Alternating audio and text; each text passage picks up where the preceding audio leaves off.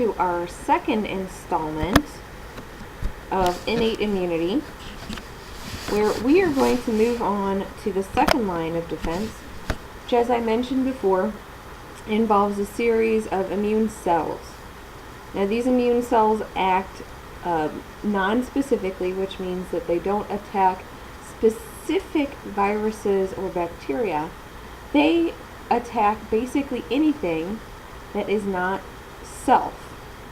So any invader that is not one of your cells will be attacked in the second line of defense. The main player in the second line of defense are the white blood cells. Another name for white blood cells are leukocytes. They come in two different varieties that we're going to talk about today. One variety are called granulocytes, and they're named because they have prominent granules that stick out inside of the cells when you stain them with eosin or methylene blue. Now, those are different stains that we can use to look at white blood cells. There are other cells that lack these prominent granules inside of them, so we call them agranulocytes. A means without. The granulocytes are really important in innate immunity. These include cells called neutrophils, eosinophils, and basophils. And these are the three different types of granulocytes that we'll be talking about. And we'll talk about what each one of them does and why they're important for innate immunity. Neutrophils make up 55 to 90% of all of the circulating white blood cells. So if you were to take a vial of somebody's blood and examine the white blood cells, most of the white blood cells you'd find would be neutrophils. What these guys do is they produce toxic chemicals, and they also do phagocytosis. They are early in that inflammatory response that we'll talk about in just a little bit. And so what they do is they release toxic chemicals, and they can also eat bacteria and other foreign materials. If you went to the hospital with an infection and they took a sample of your blood, one of the things that they're looking for is a high white blood cell count, and specifically a high amount of neutrophils. The other types of white blood cells that are important for us to know, these, again, granulocytes, eosinophils. These contain peroxidase, so an enzyme that breaks down peroxide, lysozyme, and other digestive enzymes that are important for inflammation. So they also produce toxic chemicals that can break down microbes. Basophils, which are the most rare of the white blood cells, so they make up less than 0.5% of them, are similar to mast cells that we'll talk about as well. Mast cells are involved in the allergic response, which I'm having right now, actually. Mast cells produce histamine, and so do basophils. So mast cells, like I mentioned, are similar to basophils. They're found in specialized tissue like your nose, for example, and they release histamine, which is a chemical that can cause many of the symptoms of allergies. So they can cause the sneezing, the release of mucus, itchy, watery eyes, and all of that great stuff that allergy sufferers know. Now, the white blood cells that are agranulocytes, the ones that lack cytoplasmic granules, come in two general types. There's the lymphocytes. Now, again, lymphocytes means that they are found in lymph tissue. So we're actually going to be talking about them later on. But what we're going to focus on today with the agranulocytes are the monocytes. The monocytes are the precursors to macrophages and dendritic cells that are involved in phagocytosis. And these cells are really important for inflammation, which again is innate immunity. And again, lymphocytes we're going to cover in the next lecture. They make about 20 to 35% of the white blood cells that circulate throughout the body. There are two types of them, the B cells and T cells, that we will talk about. Now these other white blood cells, the ones that I mentioned, are involved in phagocytosis.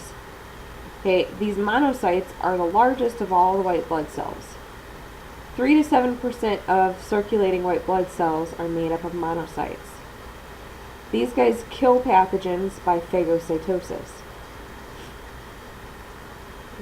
Now, monocytes that have left blood circulation are called macrophages. So these can invade tissues, but what's key about them is that they've left blood circulation. Macrophages are long-lived, and they're even able to multiply once they are mature. So this is the difference between your monocytes and your macrophages. Monocytes are the precursors to macrophages.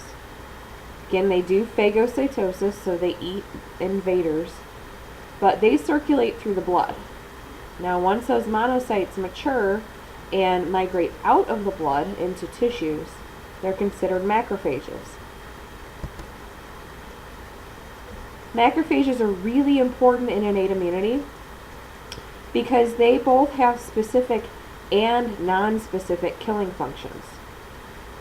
They are considered the housekeepers of the body because what they do is phagocytize messes created by inflammation and infection. So what I mean by that is in the process of inflammation, there's going to be cellular material, pieces of bacteria, pieces of your own cells that are left behind.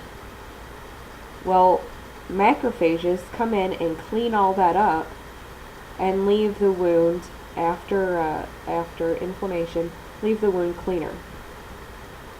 Another important thing that macrophages do is when they do come across an invader, so bacterial or viral, and they eat them by phagocytosis, they can then present foreign molecules, present antigens, which is something we'll talk about in the next lecture, to lymphocytes, basically priming the specific immune system in order to recognize these bacterial invaders again later.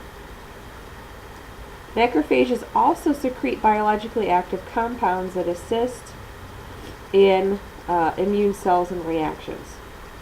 So they can release chemicals that help the process of inflammation along, that also help your immunity in general along. Now another type of monocyte, again, monocyte is the precursor. Monocytes, when they mature, they can also become dendritic cells. Dendritic cells are different from macrophages because they have long, thin cell extensions, and also they have moved from the blood, okay, just like macrophages have, but they go specifically to the lymphatic tissues where they can then trap pathogens. Okay. Just like macrophages, dendritic cells also, when they eat foreign material, so they eat a bacteria or a virus, they can present those antigens, those foreign materials, to lymphocytes. This is what a dendritic cell looks like. As you can see, it has all of these long fingers coming out from them, and that's one of the things that makes them unique. They can grab onto pathogens with those long fingers, those long extensions, and bring them in to do the phagocytosis. Then last part of the lecture that I'd like to talk to you guys about is inflammation. I keep mentioning inflammation and how these cells are involved in the process of inflammation, but I haven't talked yet about what it is and what the purpose is. Now, most of us have heard of inflammation before. You think of inflammation as, arthritis is inflammation of the joints.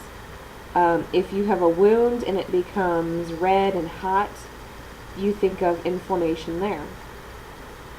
Now, it can be an inconvenience, it can be a pain, but one of the important things for you guys to understand is that inflammation actually helps your immune system in keeping pathogens under control. So the whole point of inflammation is to mobilize and attract immune components to the site of an injury. So if there is a break in your skin, one of those barriers from the first line of defense, then immune cells are attracted to that site and come in and try and prevent pathogens from coming in that portal of entry. A function of inflammation is to set in motion mechanisms to repair that tissue damage and localize and clear away harmful substances. So it's not just about making sure that pathogens don't get in that portal of entry. It's also about repairing the tissue damage that has happened because of an injury. Okay, and then the main thing that we're thinking about here with the immune system is that the point is to destroy microbes and block invasion further into the body and into tissues. Inflammation comes in 4 steps. We'll talk about each one of what's happening at each step. First is injury, and there's an immediate response that you notice right after an injury. Not long after the injury occurs, there are vascular reactions, so stuff that's going on with the blood vessels.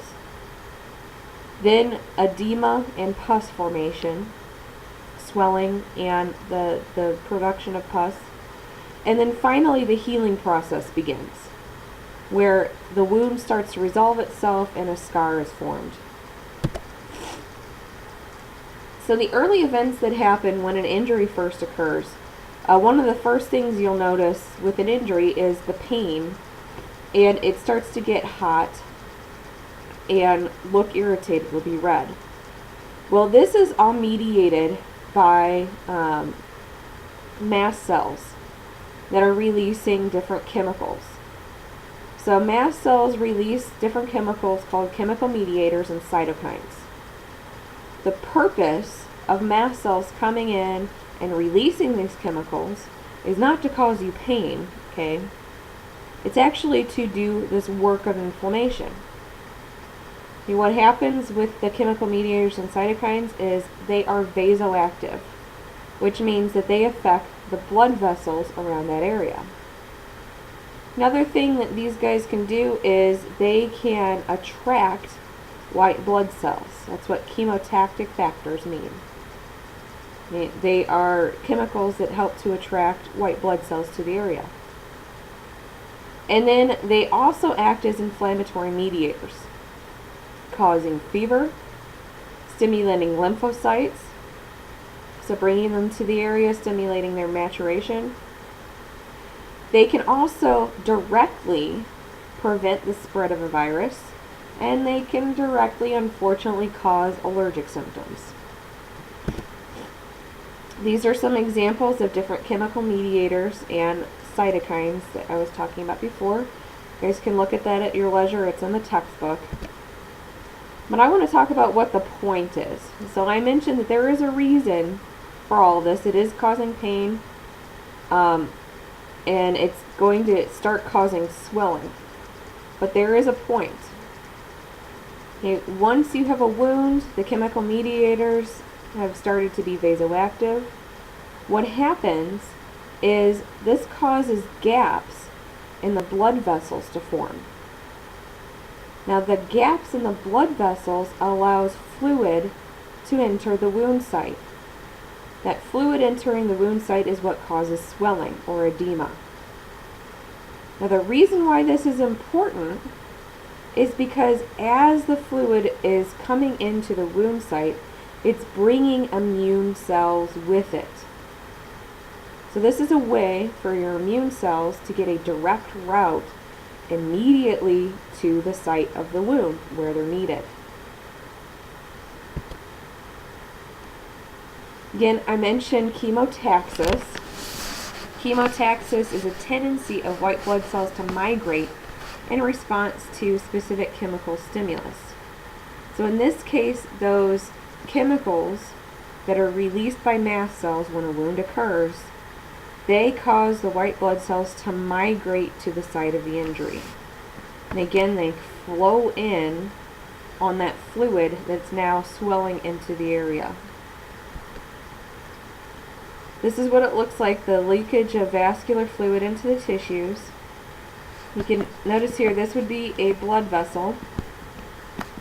And those chemicals make the blood vessels leaky so that it creates space in between the endothelial cells, so that fluids, including your white blood cells, can leak into the tissue where the injury occurred.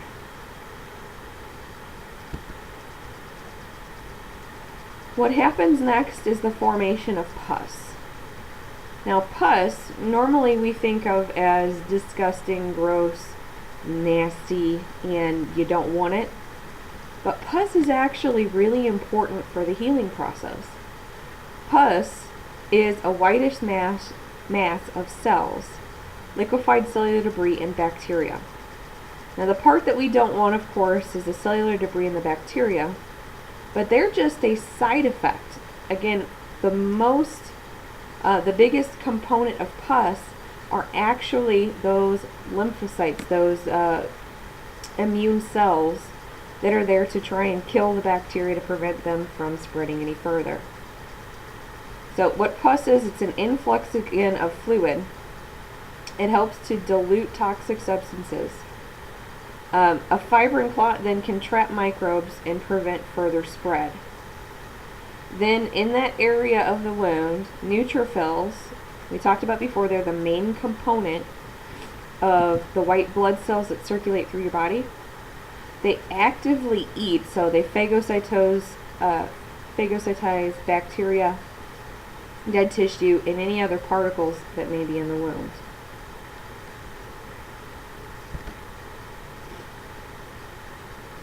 Finally, let's talk about phagocytosis and the actual process. Now, we've talked about this several times throughout the course of this semester in different contexts, and it's something that you probably would have heard of before this course as well. But the purpose of phagocytosis when it comes to your immune system is to survey tissue compartments, discover microbes, any particulate matter that is non-self, and also to survey for injured or dead cells. Phagocytosis specifically ingests and eliminates these materials. Again, phagocytosis means cellular eating. So the whole point is for cells of your immune system to come along, find anything that's considered foreign or dangerous, and ingest them. Once they're ingested, they get broken down, they get hydrolyzed. And then there are parts, especially if a microbe is ingested during phagocytosis, there are parts of a microbe that elicit an immune response. So these parts of a microbe that elicit an immune response are called antigens. They can be presented to other immune cells that help to prime your immune system for a repeated attack later on. And again, we'll get back to that when we talk about the third line of defense.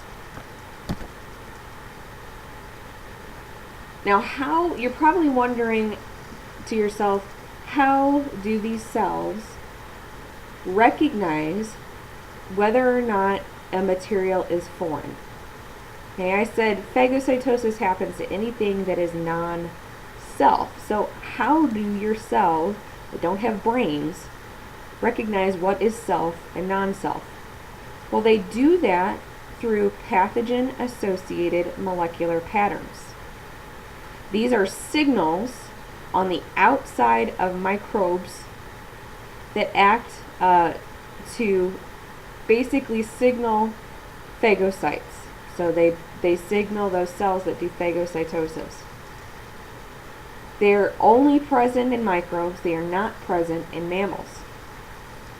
Examples of PAMPs are peptidoglycan, again, which makes up the cell wall of the bacteria and only found in bacteria. Another example would be lipopolysaccharide, which is found in gram-negative bacteria. Okay. Another example of PAMPs are double-stranded RNA found in viruses. And you would only find double-stranded RNA in viruses, nothing else. So these are good examples of signals that say to a cell, okay, this is definitely not my cell, it's not an animal cell. It has to be bacteria, it has to be a virus. PAMPs are recognized by phagocytes by pattern recognition receptors on their surfaces, PRRs. These are signals, again, receptors on the surface of cells that do phagocytosis, so dendritic cells, macrophages. They bind to PAMPs. So PRRs specifically, for example, will recognize peptidoglycan and bind to it. And when they bind to it, that signals that cell to ingest the foreign material. An example of a PRR, of one of those receptors on the outside of a phagocyte, would be something called a toll-like receptor. And this is just an example, and you might find this if you were to do a search on phagocytosis and cell receptors. Toll-like receptors are an example of PRRs. What happens when they recognize a PAMP is it sets in motion a cascade of events inside the cell that amplifies and orchestrates a defense against a pathogen. That means that when a toll-like receptor binds to a PAMP, for example, peptidoglycan, it doesn't just signal, okay, I'm going to destroy this microbe, but it sends signals out that can help respond to the pathogen in a bigger way. Not just one cell to one cell, but recognize all of those pathogens that could be present because of an injury.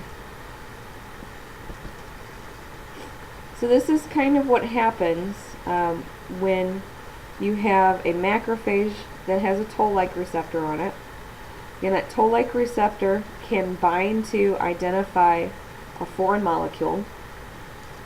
When it binds to that foreign molecule, when that PAMP, it sets on a cascade inside of the cell that produces cytokines and other chemical mediators that we talked about before that helps to bring on the inflammatory response.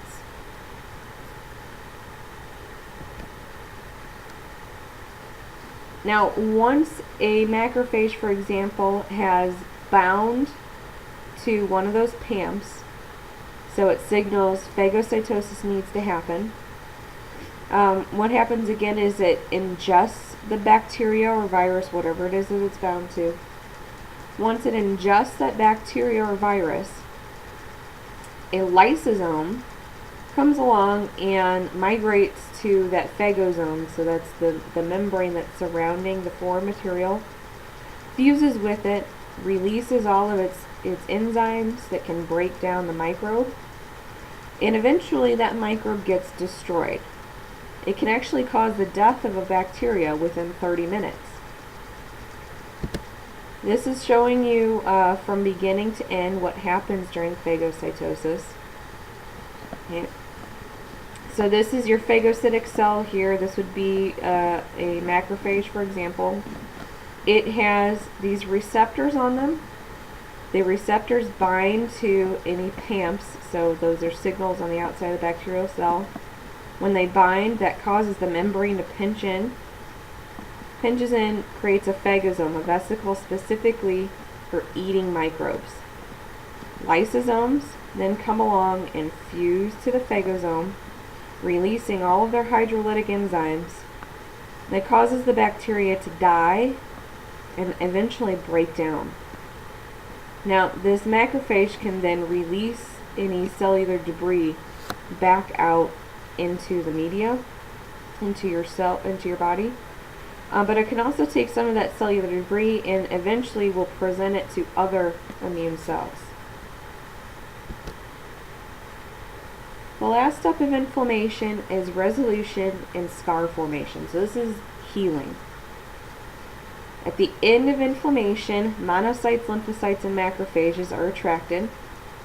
They come in, and this time it's not about cleaning up the bacteria, it's about cleaning up the cellular debris. So they come in, they get rid of the pus, so you don't have to. Clean up the cellular debris, any dead cells that are still lying around, they clean it up. Another thing that happens is B cells, that we'll talk about in the next lecture, react with foreign molecules to produce antibodies. So that's priming the immune response or a specific attack the next time. Also, T cells, that we'll talk about in the next lecture, can kill intruders directly. Finally, the tissue, after it's been all cleaned up, the pus is gone, it's completely repaired, or as much as possible, and replaced by a scar. There are other things going on with inflammation that you might notice. For example, fever. Now, normally just an injury like a cut in your skin does not require a fever. But if you have a situation where, for example, you have an infection, like a viral infection or a bacterial infection, like influenza, for example, now that can stimulate a fever because it is in a larger part of your body. It's not just a small wound. Now the microbes are spreading further throughout your body, and that can trigger a fever. Well, again, fevers to us seem like inconveniences, and they can be a pain. But they can actually be a really great thing for fighting off infection. There's a reason why we have fevers. Fever is defined as an abnormally elevated body temperature, and it's nearly a universal symptom of infection. So that's one of the ways you can tell if you have an infection, a good infection going, is if you have a fever. A low-grade fever is anywhere from 100 to 101 degrees Fahrenheit. A moderate fever is 102 to 103, which is the type of fever you can expect with influenza, for example. A high and extremely dangerous fever would be from 104 to 106 degrees Fahrenheit. Now that is an extremely dangerous fever. That can cause major complications. There are things that cause fevers that originate from outside the body. For example, the products of infectious agents such as viruses, bacteria, and protozoans. Blood or blood products, vaccines, injectable solutions. Sometimes they have chemicals in them that can trigger a fever. But there's also an endogenous fever. So fever that originates from causes within the body.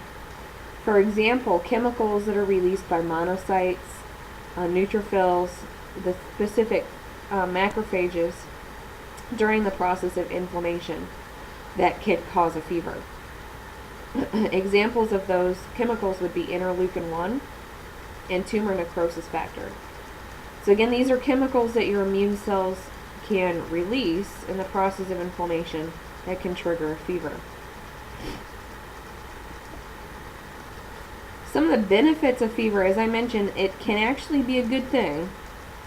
It impedes the nutrition of bacteria by reducing the availability of iron. If you have a fever, iron becomes less available for those microbes to eat. So what this does is it starves them of their food source, and it makes them harder to survive. It can also increase the metabolism and stimulate immune reactions of naturally protective physiological processes. So a fever can actually speed up your own systems, your own metabolism, your own reactions going on in your immune system that help to fight off microbes. But as you guys know, fever isn't fun, right? It's unpleasant. It's an awful feeling. So a lot of times when people have a fever, their first reaction is to take Tylenol or something like that in order to reduce the fever. But it's not necessarily the right course of action.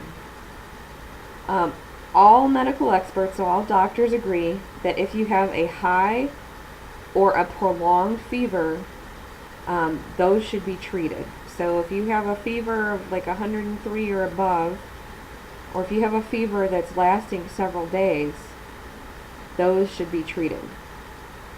Also, fevers in people with extenuating circumstances like cardiovascular disease, head trauma, seizures, and other ailments like respiratory ailments, those should be treated as well, because fevers in people with other illnesses can be dangerous. But in general, a lot of medical experts out there say a slight to moderate fever is a good thing. It can actually help prevent an infection or keep an infection from becoming a major problem. So a slight fever should not be treated, just allowed to run its course. The last things that I want to tell you about, and these are just the last couple of slides, are proteins, again, that are involved in the immune system, the innate immune response, that can directly kill microbes. An example would be interferon. So interferon is a small protein produced by some white blood cells in response to infection with a virus. Okay, so interferon is a normal protein that your cells produce. If you're infected with a virus, then they can produce this interferon. The whole point of it is to signal neighboring cells that are not infected yet to shore up their defenses so that they do not become infected with the virus. Now, this protein is so good at what it does that we can actually use interferon as a therapy against certain viral infections. An example of that would be hepatitis C. It's not perfect, but interferon is used for the treatment of hepatitis C, and it can even be used in the treatment of some cancers. So what happens with interferon is when a cell is infected by a virus, that signals that cell to produce interferon. Again, it acts as a signal to cells nearby saying, I'm being attacked, shore up your defenses, make sure that you don't get attacked as well. It can actually help those nearby cells protect themselves from virus entering them. Another protein that's involved in the innate immune system is called complement. Complement consists of over 30 blood proteins.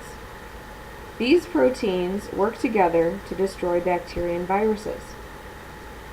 Now, what happens is that when an infection begins, that signals some of these proteins to come together. Then those proteins signal more proteins to come together, and it ends up becoming a cascade.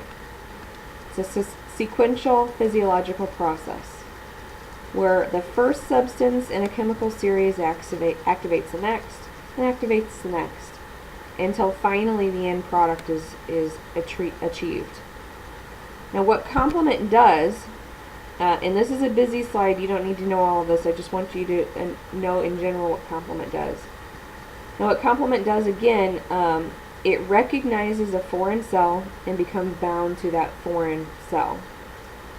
Once it is bound to the foreign cell, it can bring in other complement proteins in a cascade, keeps bringing them in,